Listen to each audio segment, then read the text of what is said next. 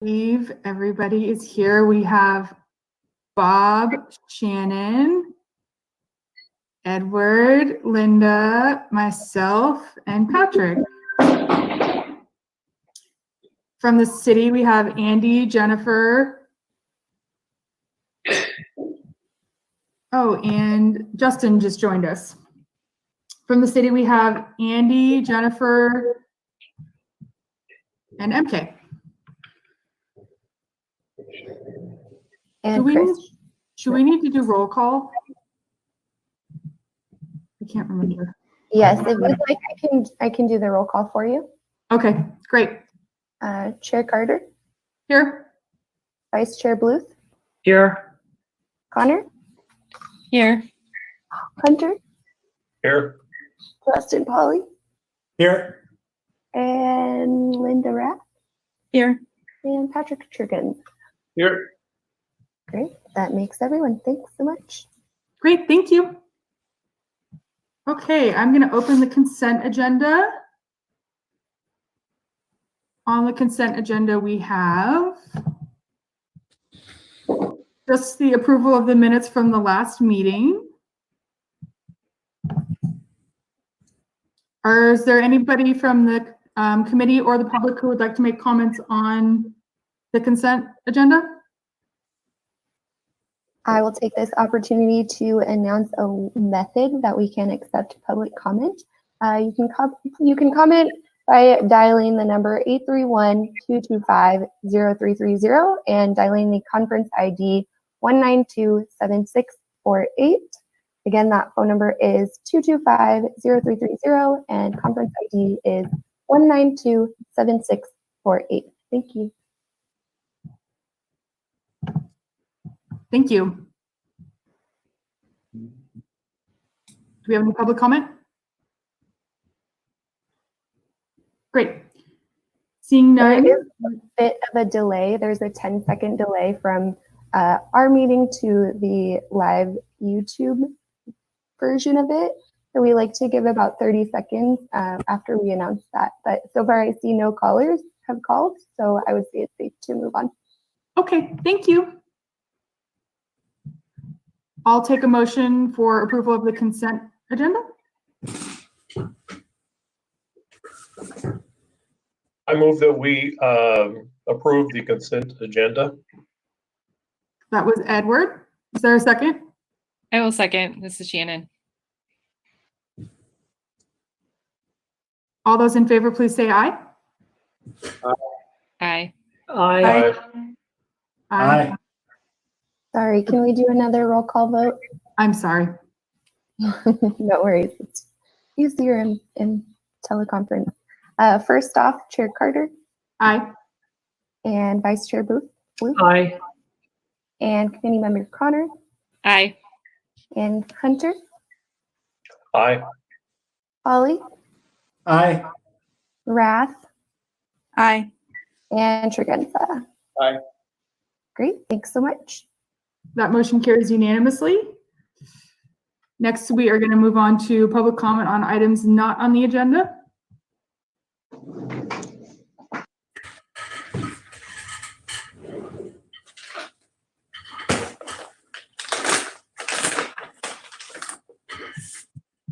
Chair Carter, we're not seeing any public comment. Once again, for the public record, the phone number is 225-0330, and we'll wait about 1 minute more. Thank you. Thank you, Kim.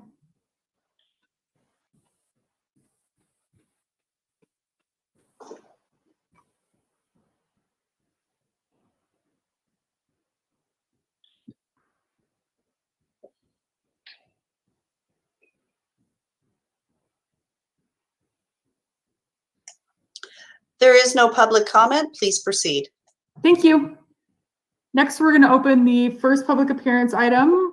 That item is consider 415 Spencer Street for Architecture Review Committee application ARP 20-0072 to allow a first and second story addition and second story deck. Is there a staff report? Yes, thank you, Chair. My name is Chris Schmidt. I'm a Senior Associate Planner for the City of Monterey, and I've been working with the applicant and property owner on this project. You know, it's really great to see all of you. I don't think I've seen you since I think maybe the last time this project went to hearing back in November. So I'm glad that everyone appears to be doing well. I'm going to go ahead and present my project, so please bear with me. I will request that if you've not done so already, please mute your microphone. That way we don't hear cats, dogs, whatever noises in the background. Thank you.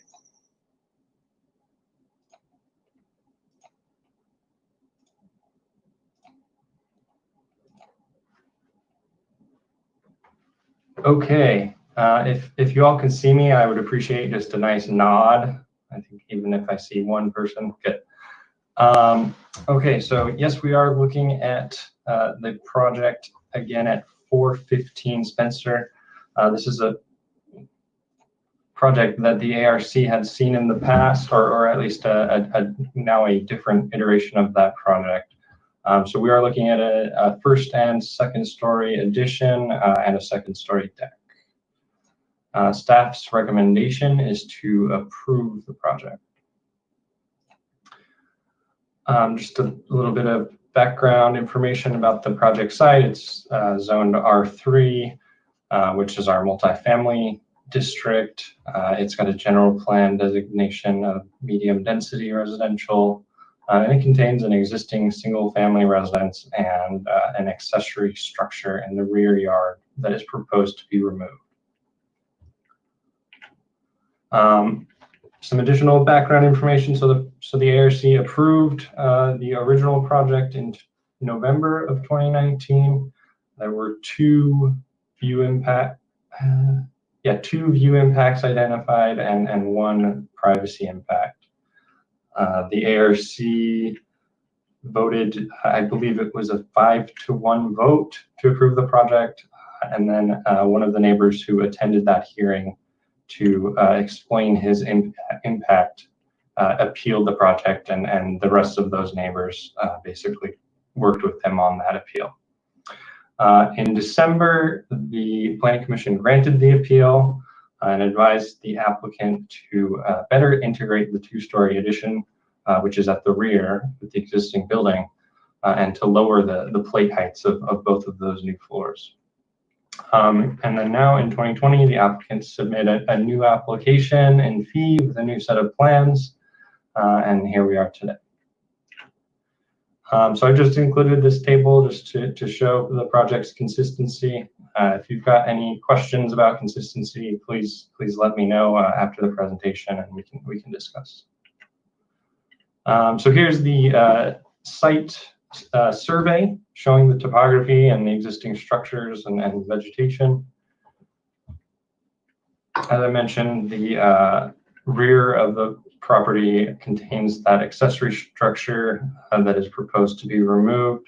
An interesting point that also I want to bring up is the site does not have conforming parking. They're not required to conform with the parking standard. That's how the zoning ordinance is written, but their parking is much lower than the rest of the lot. You can see that contour line at a 182-foot elevation.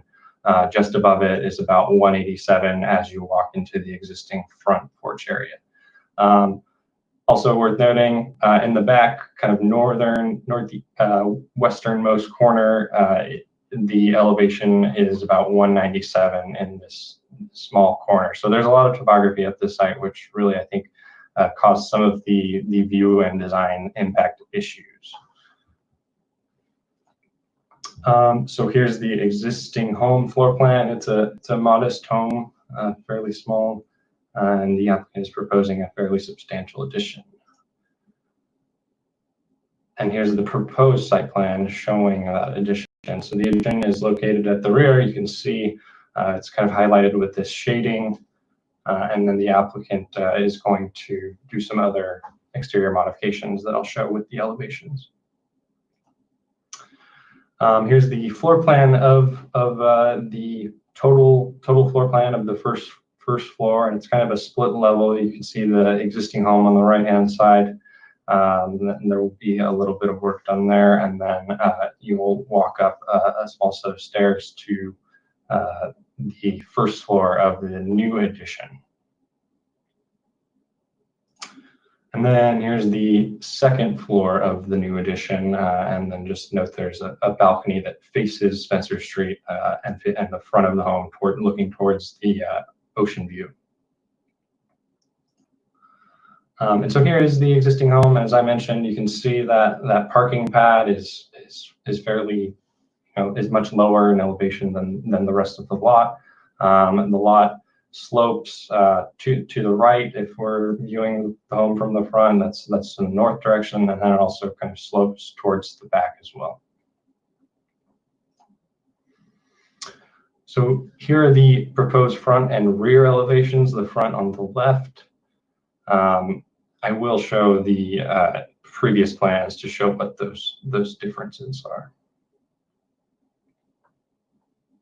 But here we're looking at a change to the, well, in addition to the front there is that it would be a new covered porch, and then really kind of an entire new material and style.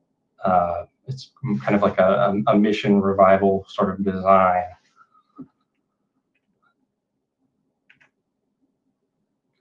Here are both the side elevations. The top elevation is the one that can be seen from Spencer, and I'm blanking on what the cross street is there, but there are some photos where you'll see what that view is. And then here are the proposed material details. So the deck is proposed to be redwood with a kind of a black metal railing. He's got these tile roofing that are kind of consistent with the mission revival style, and I think these roofing, as you noticed, is a proposed flat roof. Is more of like an aesthetic architectural feature to the design. White doors, a black railing at the porch. The new exterior siding, the applicant is proposing to remove the existing siding, which is a shingle design, and is proposing to use cement plaster with these two colors shown. So here is just a comparison of the new and old designs. As I mentioned, the Planning Commission had advised the applicant to better integrate the design and lower some of the plate heights of the new floors. And the applicant also wanted to reduce impacts to his neighbors as much as he could. So he came up with this really completely different style, showing with the flat roof you see there. If you look at the lower two images, I showed a black line, and in hindsight, black is kind of hard to see, but you can actually see that those plate heights were lowered just a little bit there.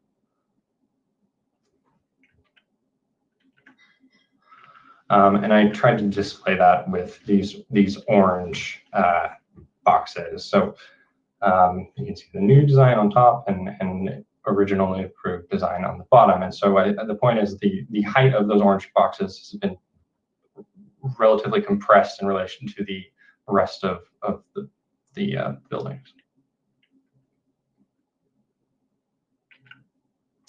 So there were four impacts that were identified during the two public hearings. The three that the ARC saw were the ones on the south side. Upon scheduling and sending out notices for the Planning Commission hearing, we did receive comment from the owner at 442 Archer Street as well. And so I'll just show what those impacts were. Not all of the owners provided photos showing the new story pole design, so only the one at 442 Archer Street did provide that. So I've kind of created, well, you'll see. So on top, you see the image that the owner took on November 23rd. And I kind of created these little outlines of what that impact is. And then on the bottom, he provided another photo that he said he took on April 22nd of this year, in which I also explained to him that the parapets at the corner are actually a little bit, those represent the corners of the story poles, and the perimeter walls of the roof are about 8 inches lower than those parapets. So that's why you see kind of some jogs in that graphic on the bottom there. This was the owner at 428 Archer Street's photo from when the ARC, I believe, originally reviewed this. I actually don't remember if the ARC saw this photo or just received correspondence, but this was the photo that was presented at the Planning Commission hearing.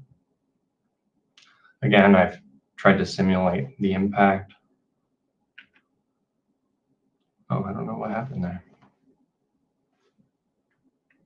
Do you guys see a little thing in the middle there? That's odd. Sorry about that.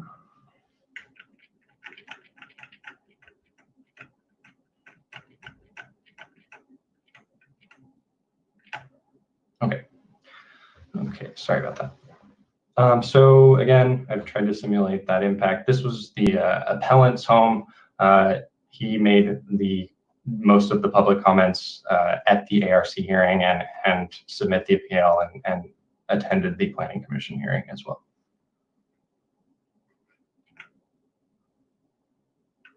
And then lastly, the owner of 404 Archer Street had identified privacy impacts.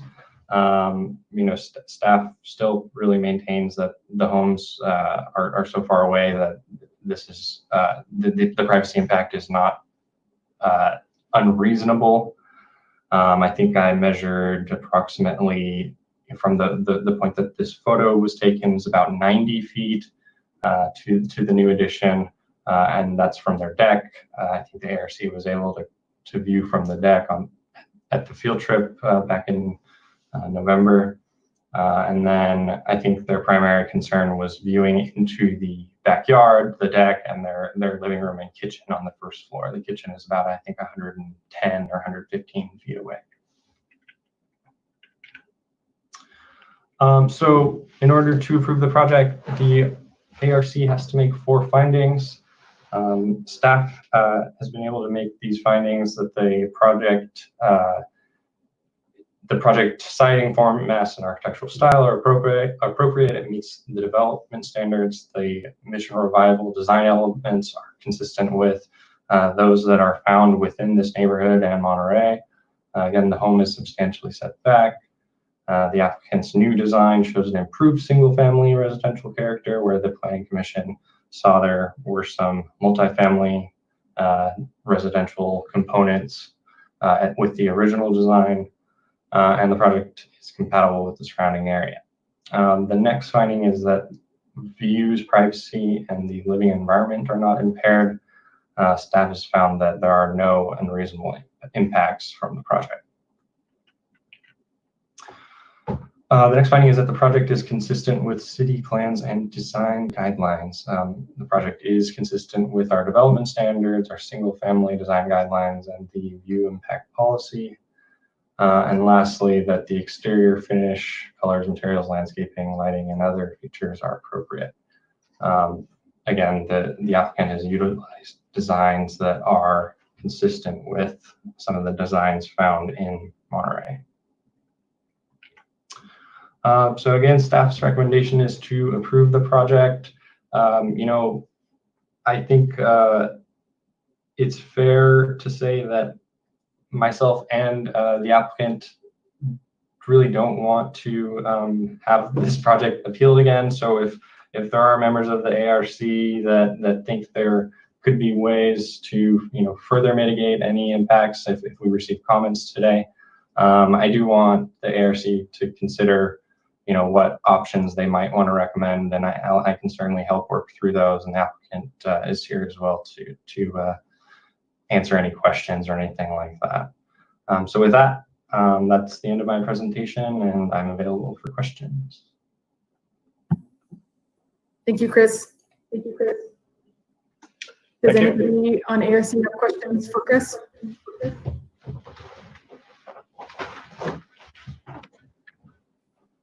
Yeah, this is Justin. Go ahead. Question, and this might get answered as the process goes on.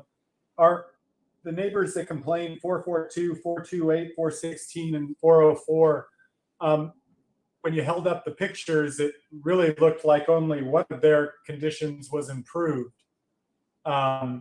Are we still having neighbor complaints on this? I have not received any correspondence from the neighbors to provide to the ARC. The owner at 442 Archer did provide the photo, and I kind of worked through what some of those impacts were and explained the issue, or not issue, but the design element with the kind of lowered perimeter tiles versus the parapets there. I never got a response after that, so I'm hoping if he does have comments that then maybe he is going to call in here. Okay. And Chris, sorry, I have a question as well. Sure. Go ahead. I was just curious, of the photographs that we got, do we know where, I mean, obviously it's at the rear of those houses. Do we know what rooms, are there decks back there? I guess it's just, I mean, we can obviously see the impact, but I'm just curious as to where, is it out a bathroom? I know we were in one of the, off the deck of 402. Yeah. So I guess if you have any insight as to where all of these are in their house, that would be great. Sure. Yeah. So I did get a chance to visit this site with 2 members of the Planning Commission when it was appealed. This was a view from a rear deck. We were able to get on that deck and basically see this view. Yeah.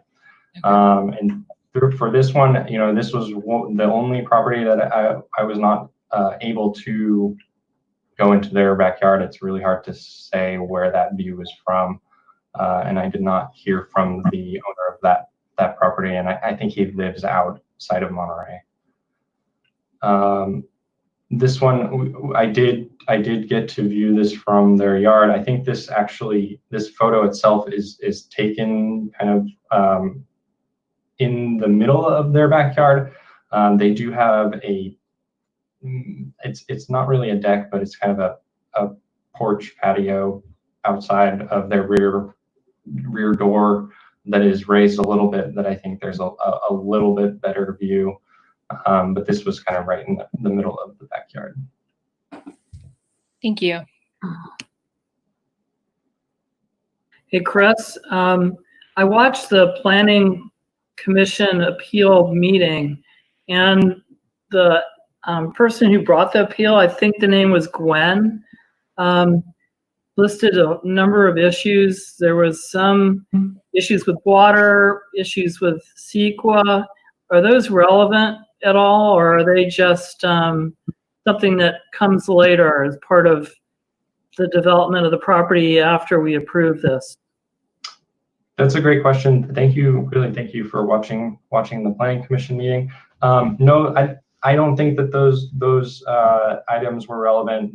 I addressed them in the staff report to the Planning Commission. Those were things that did not really come up in the meeting. I think the main issues were the view and privacy impacts, and really I think it was more so the view and the scaling and design. Chris, it's Patrick.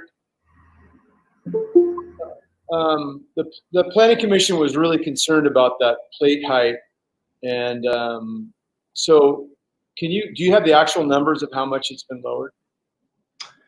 I didn't put them into the PowerPoint. I can go pull up the plans and double check that. Less than a foot, I would say. Is that true? I don't know off the top of my head.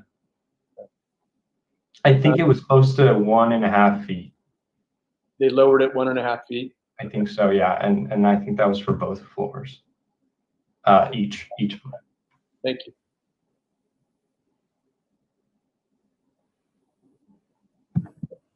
Are there any other committee questions?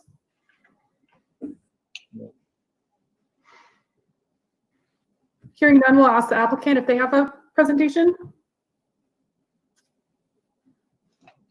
Yeah, yeah, Patrick, I can answer that question. The ceiling heights are now all lowered to 8 feet.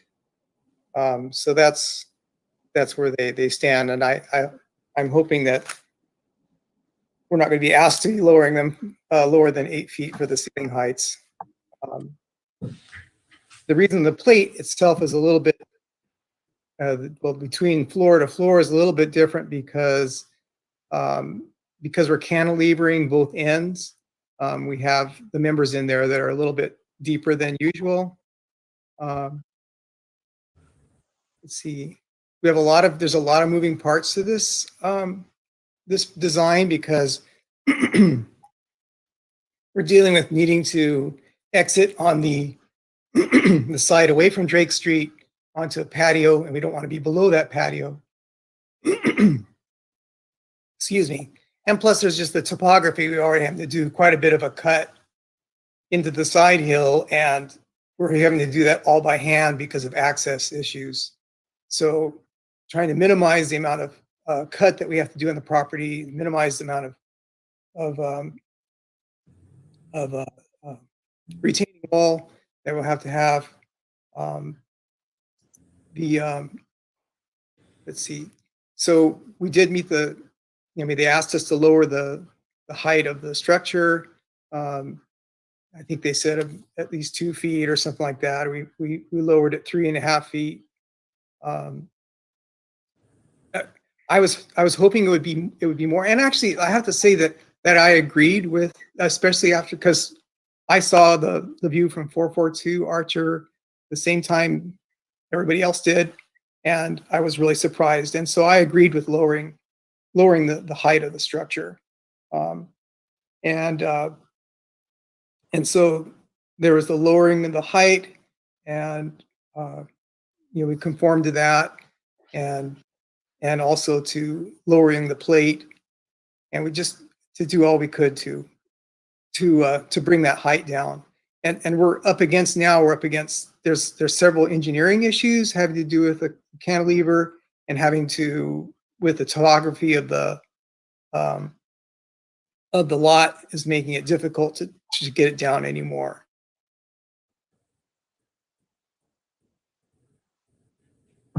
So this has been my second application, and having to pay all the fees, and I'm hoping that this plan conforms to what the Planning Commission required. I'll take any questions. Are there any questions for the applicant? Yeah, this is Justin. I have a question. I'm just looking at a PDF of the plans, and as I look at section B on sheet A 3.1, I see the cantilever, but then as I look at the south and north elevations, I don't see a cantilever. I'm a little confused on what's going on there and why it's going on. It doesn't really look like a cantilever. It just looks like this strange little rectangular recess for 3 small windows. Can you explain what's going on there? Yeah, so one of in our initial conversations with Chris is that the structure just looked too top heavy.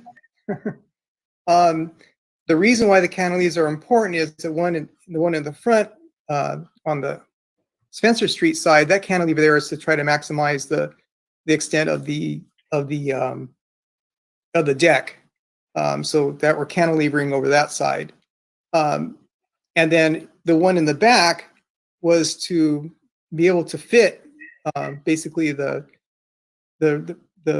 great room that we have upstairs plus the bedroom. Is just that we just needed the space, And so we went ahead, instead of seeing that's just sticking out, underneath that cantilever in the back is some outdoor, they're basically storage that faces outside.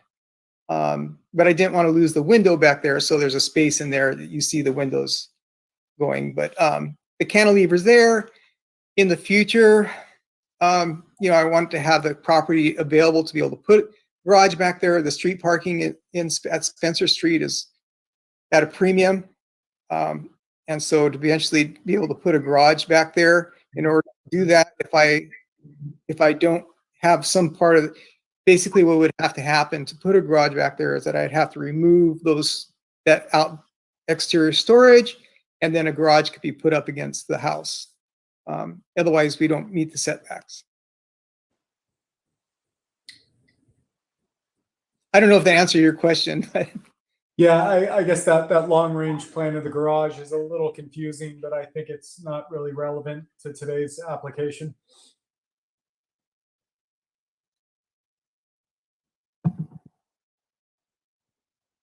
Are there any other questions?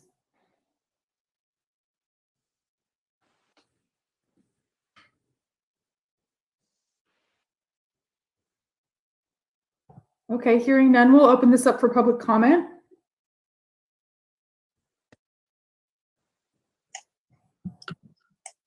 Thank you very much, Chair Carter. Just to remind the public, the call-in number is 831-225-0330. At this point, we have nobody that has called in, so we will just wait about a minute. Thank you.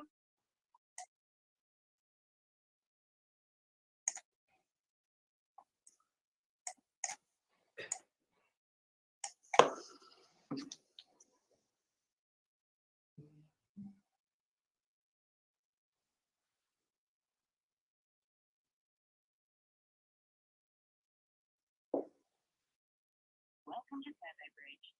Please enter your conference ID and press the pound key.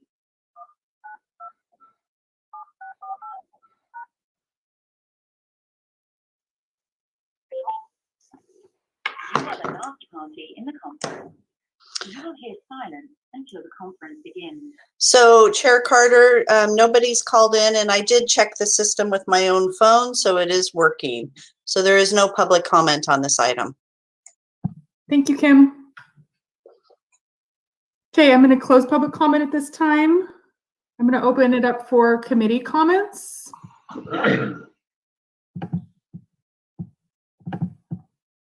And who would like to start?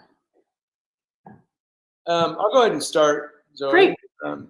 So I am impressed with the amount of work that the applicant has done on kind of basically going back to the drawing board, reapplying for the permits and paying the fees, and doing a lot of heavy lifting as far as exterior treatments and stuff like that, because that was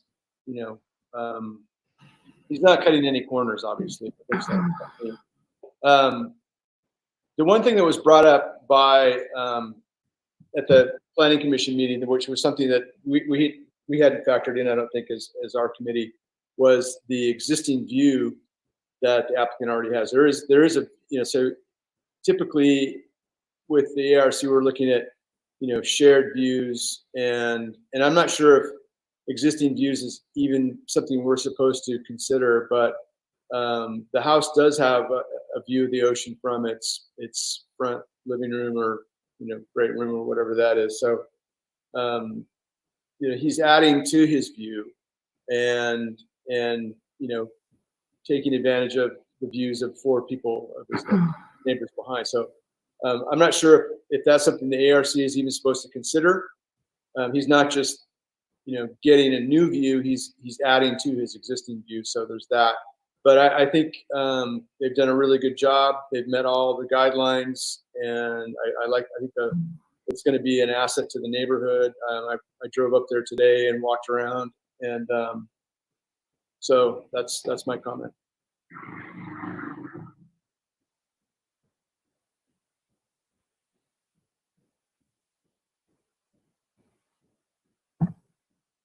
Justin? I think I agree with Patrick. I watched the Planning Commission meeting, and I think the most moving aspect of Gwen's presentation during the appeal was this issue that 4 people were going to lose a view, in some cases substantially, and then the applicant was going to gain additional view. And it's another issue with the view assessment that I'm just not sure I fully understand what our obligation as ARC members is. Clearly, there's a discrepancy in terms of what's happening with the view shed for 4 people and 1 person's going to gain. But at the same time, from what I understand, all homes have a right to a second story, and they're meeting all the requirements for the city in terms of setbacks and all the other rules. So I'd like to just emphasize Patrick's question in that I'm not sure I understand, how to assess that comment that was made during the Planning Commission meeting.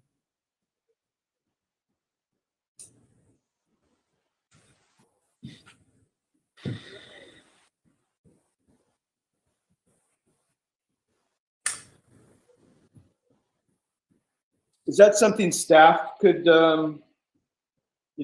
chime in on? And are there any guidelines for existing view, Chris? Yeah, I do have some slides. If you'll bear with me for a minute, I'll get them back up here.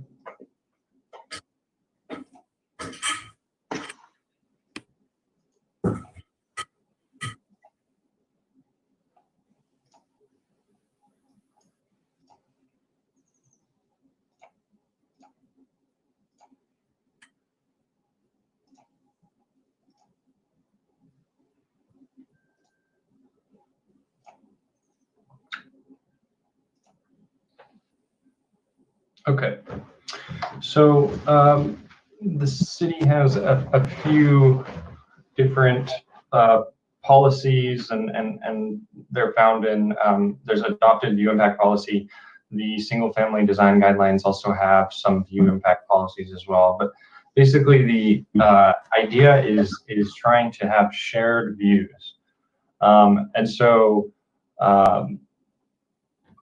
I think that what we're looking for is a project where applicants, can have a view, but still able to, preserve as much view as possible as, for their neighbors.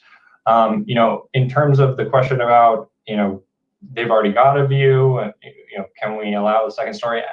I don't think that is a discussion that we can entertain, because they have the right to a second story. One way that I looked at it when this question came up was, while the applicant has, a view from their second story, they don't have the view that their neighbor had, or excuse me, from their first story, they don't have the view that their neighbor has from their first story because of the topography.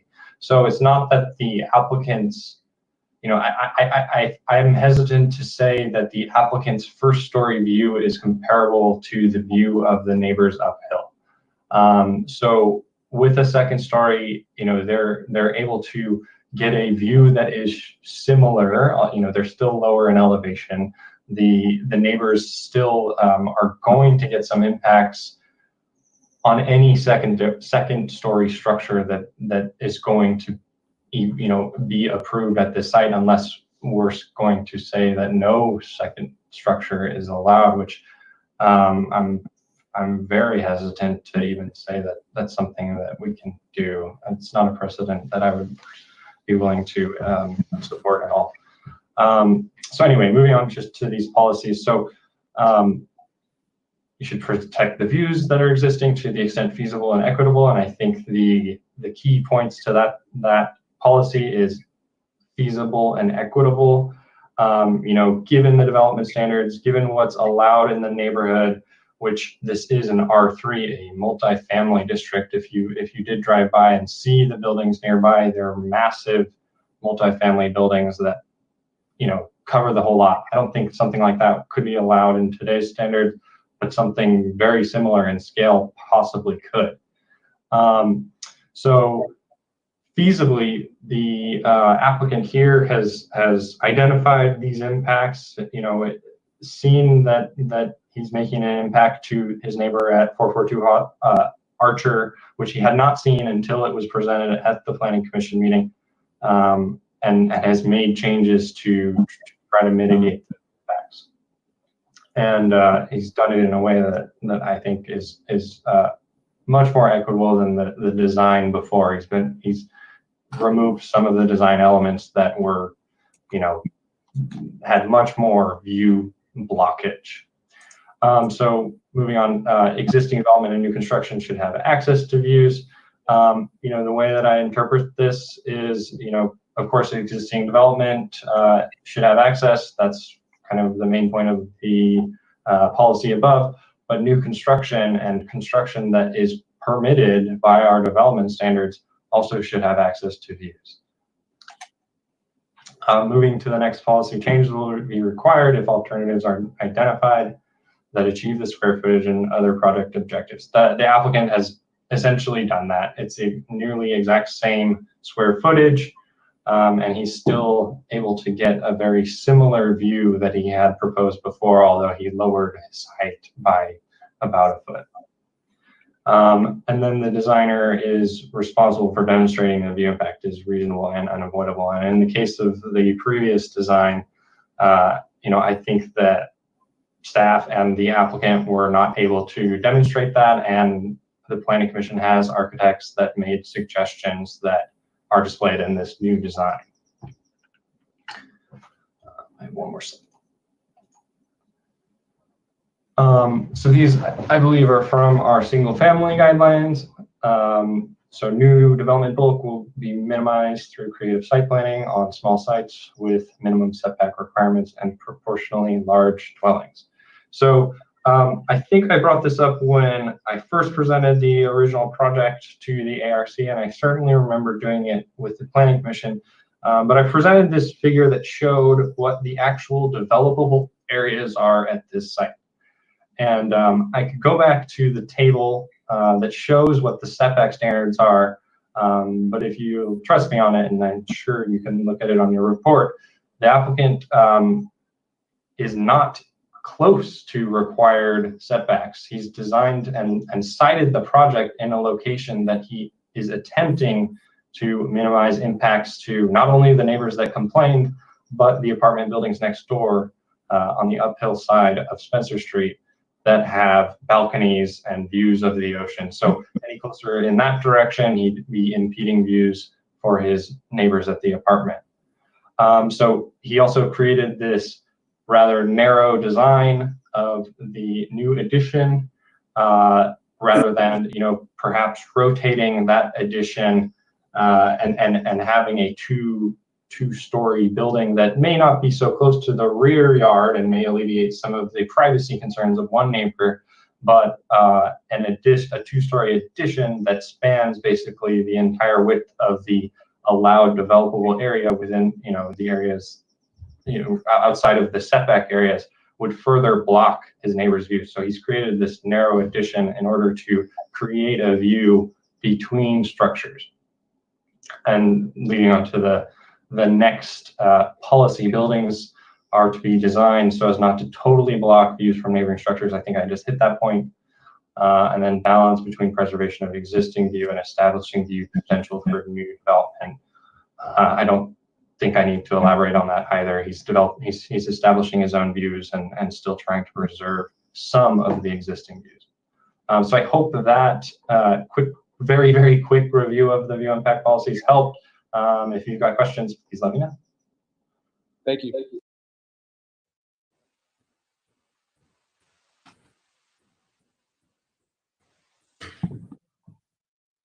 Are there more committee comments? I'll make some comments. Go ahead. I think we've approved a number of second-story designs that have increased people's views while preserving, or at least reasonably preserving, the neighbors' views. So I don't think that this is the first time we've approved something that has increased somebody's views. I think the applicant did a good job in listening to the planning committee and the neighbors and redesigning the house so that it's at least better. Although I like the original design, but I think by lowering the roof height, he is improving the views that might have been lost with the original design. So I think the applicant has met all the requests, and I actually like this design. That's it. Thank you. I guess I'll chime in. This is Justin. To me, it's a little frustrating because I saw the pictures of the previous design. I wasn't on the ARC at the time, and I would agree with Linda that I liked that design much better than the one we're seeing. And I don't mean that to take away from all the work that the applicant has put into this, because it's they really did fundamentally change the whole look and style of the house in order to accommodate what the Planning Commission has asked them to do. My confusion on this is that other than the view from that one property, 442, I don't see what has been gained by it. The mass is still there. The views are still blocked from 428, 416, and 404. The privacy issue is still there with 404. And I think we've ended up with a piece of architecture that doesn't look as good as the original. So I guess it's just an instance. And again, this is not to go after the applicant for this design. I think it's just an instance where the process has sort of taken the building back a couple of steps. And again, I commend the applicant for dropping the height of it, but I don't see tremendous benefits that have been gained with the exception of 442. I'm just confused on the Planning Commission's direction here. And you know, one thing I want to bring up, I'll go back to the slide showing the view impacts, and I think that this was the image that probably had a lot of planning commissioners say this was a much greater impact than you know, should be allowed, and you know, rightly so. The ARC did not see this, staff did not see this. It might have gone a different way if this came in before. And you can also see that the new design certainly improves or at least lessers the impact, and that, you know, certainly cannot be done without going to a flat roof. And you know, by going to a flat roof, you're kind of throwing out the whole existing shingle design as well. They just don't work together as well. So I think that's one of the reasons that the changes were made. If the applicant wants to speak to that as well, he may be able to provide comment. Yeah, I mean, and the total height of the building was lowered 3.5 feet, and that's to the line between the corner, the raised corners. So I mean, the main thing is, like, we listened to what the Planning Commission asked of us, and we met all of those conditions. We met the plate height, we met the overall building height. The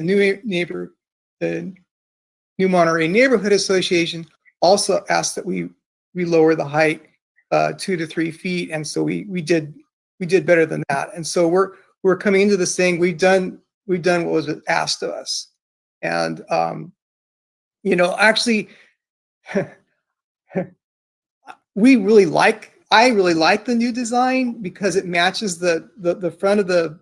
I mean, I know you guys are architectural review, so I mean, I hope that you can appreciate that since the front wall is a Carmel stone wall, that what I can do with stucco and incorporating some Carmel stone into the structure as a stucco building, much more flows with all the rock work we've done in the front. So we're pretty pleased with the design. And if you look in the neighborhood in general, there are a lot of buildings that have this Mission Spanish Revival architecture, and so there you can look all over the neighborhood and see the same thing. There's some in Archer. The house right across the street from us has the same architecture, and there's some down on Belden also. That so within the area there's at least a dozen to look at that are same design. This is Patrick. Yeah, I think the difference between Craftsman and Spanish Revival is a subjective one, and that really is neither here nor there. The Spanish Revival helped him meet the guidelines he was given, and he was able to lower the height. Walking around that neighborhood today, it seems like every third house has a second story tacked onto it in a really awkward way. And one of the original things that the Planning Commission was opposed to was that this looked kind of stuck out like a sore thumb. They wanted more integration. And I think what they've done in this second round is integrated it, in a way that it does feel like it may have been kind of built that way, from day one. Not quite, but it doesn't look at, if you look around that neighborhood, there's just bad second stories that were just tacked onto garages, and it's pretty rampant up there. So I think this is a really good example of really, thoughtful preparation. They completely changed the design.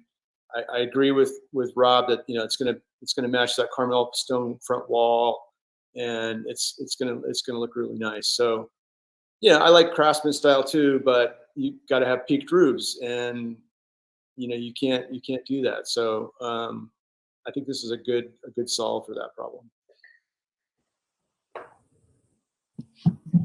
This is Shannon. I'll make just a couple quick comments. I agree, with what has been previously said about, all the work that applicant has put in, and certainly in working with and in meeting the requirements or the guidance that was given by the Planning Commission. I think what has resonated most for me are the combination of being entitled to second story, and as Chris pointed out, kind of if it was built directly on top of what the existing structure, how that would potentially create some larger view impacts. And so while we want to be sensitive obviously to privacy and view sharing, I think at the end of the day, this has hit the marks that was asked by the Planning Commission to minimize the impact on the neighbors, given in balancing everyone's rights in this case.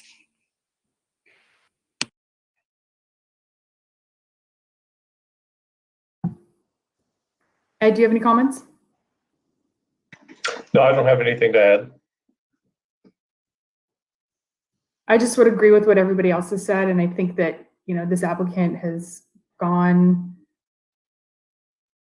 quite far to reach all the requests of the Planning Commission, and I feel like they've really tried to do the view shed requirements, and there's definitely a significant change in their design. So I'll take a motion whenever anybody's ready to do that. I'll make a motion. I move that the Architectural Review Committee approve the application ARP 20-0072 for preliminary and final architectural review of the floor area additions to the first and second floors and a second story deck at the single family dwelling to be located at 415 Spencer Street. Is there a second? I'll second that. Before you take the vote, Chair Carter, somebody just called in, and due to the complexities with our online, we have been accepting public comment. They just dialed in 1 minute ago. It's G.R. Mathis. I would recommend that the committee accept this comment. Oh, they just disconnected. Do you want to give it a minute and see if they call back, Kim? Sure. So for the public record, the call-in number is 831-225-0330. And we'll wait just a minute to make sure we afford the maximum opportunity for public comment. And I will comment, you know, based on that last name, I think that is the owner at 442 Archer. So if they do have a comment, I think we should absolutely listen.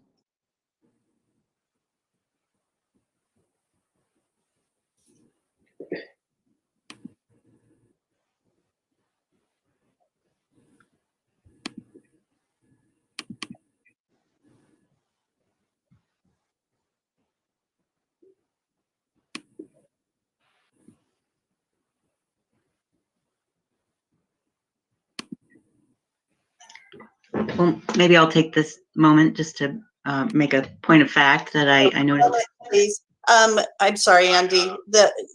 Sir, just one moment, please. I don't know if anybody can hear me. Yes. But, I was just hoping that I didn't realize that Robert.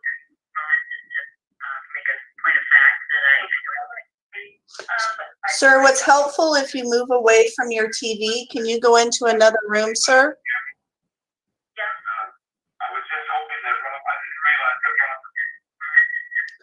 Sir, we're unable to hear you. Could you please move to another room? There you go. You can tell how good I am with this stuff here. No problem. Please. We're all learning together.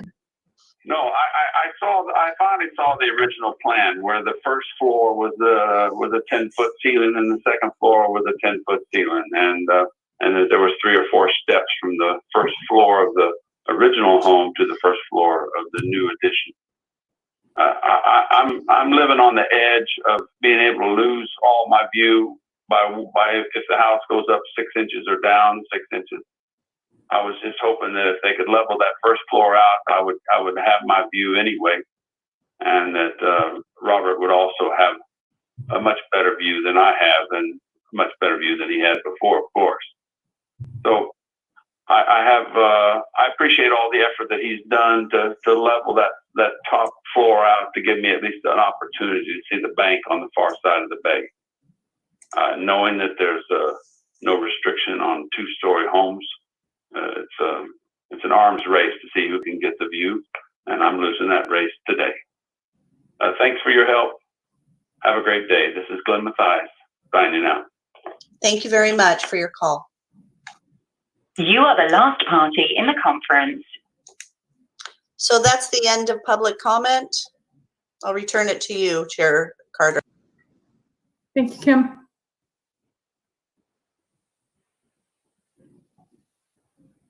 Are we all still comfortable moving forward with our motion?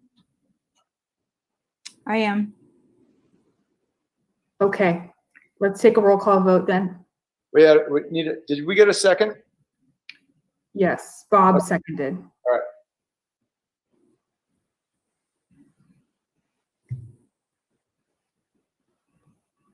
Jennifer, would you do the honors, please?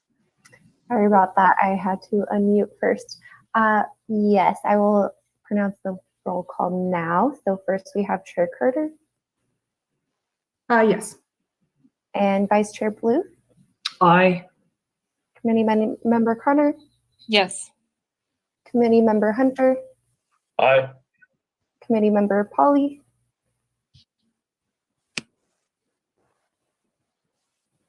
Committee Member Polly. Sorry, I was muted. Yes. Thank you. And Committee Member Rath. Aye. Finally, Committee Member Tregenza. Aye. All right, that was an unanimous vote. Thank you. Thank you all. Thank you for your time and your work on this.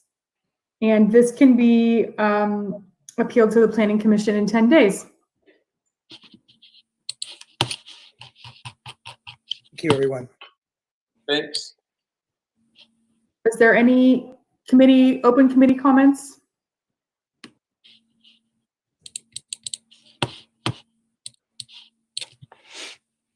Sorry, I want to clarify. I believe if appellants have the next 10 days to appeal, not in 10 days they can't appeal.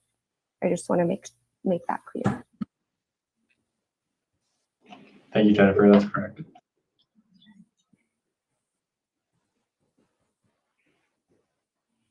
Does planning staff have any reports?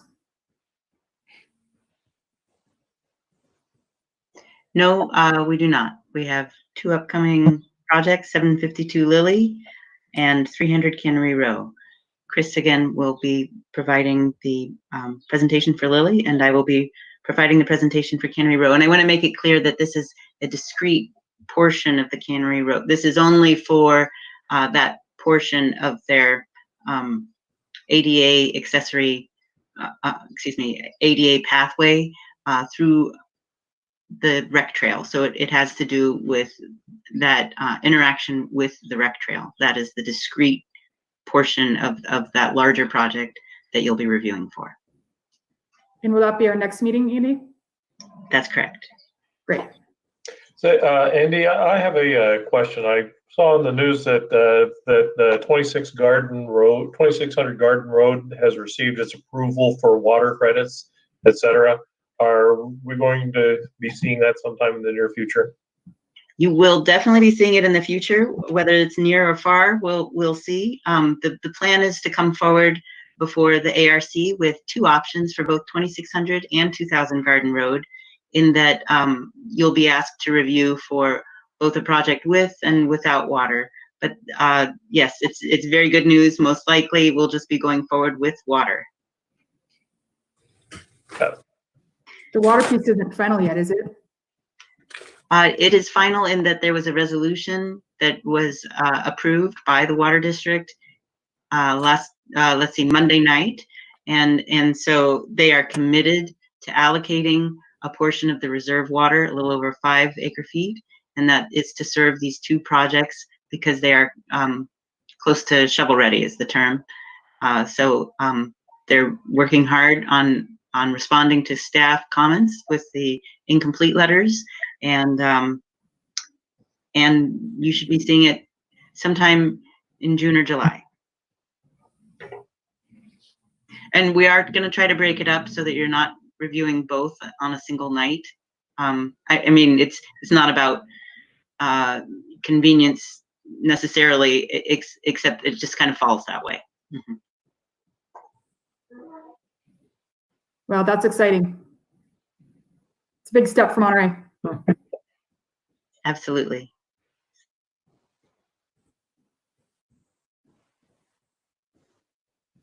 So June 3rd is our next ARC meeting.